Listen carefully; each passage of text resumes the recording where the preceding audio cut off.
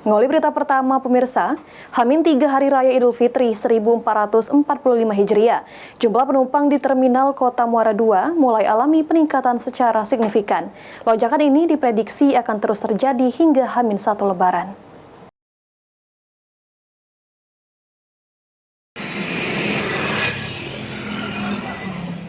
Geliat aktivitas di Terminal Tipe B Kota Muara II mulai tampak ramai.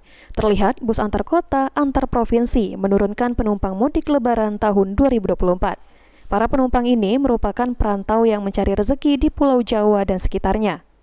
Pantauan tim PAL TV di lapangan, selain perantau dari Oku Selatan, terdapat juga perantau dari Pulau Jawa yang akan meninggalkan Kabupaten Oku Selatan untuk mudik merayakan Lebaran di tanah kelahirannya. Untuk lonjakan penumpang saat ini sudah terjadi atau seperti apa ini, Pak? Belum. Untuk saat ini sudah ramai tapi? Udah lumayan.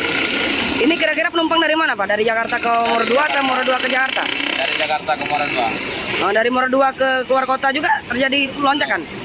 Belum ya. Berkaca dari arus mudik tahun sebelumnya, lonjakan penumpang ini diprediksi akan terus terjadi hingga H-1 Hari Raya Idul Fitri 1445 Hijriah. Ya, alhamdulillah ada kenaikan sedikit, tapi belum ada lonjakan yang begitu ramai itu belum. Diprediksi itu kapan terjadi lonjakan ini? Untuk lonjakannya mungkin 2 hari sebelum Lebaran.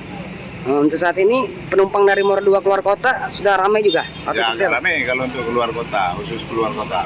Berarti dari Jakarta ke dalam daerah belum ramai ya? Kalau untuk lonjakan dari Jakarta sudah mulai. Sudah mulai? Ya, sudah mulai sampai ke tanggal 8. Sampai tanggal 8 itu sudah mulai.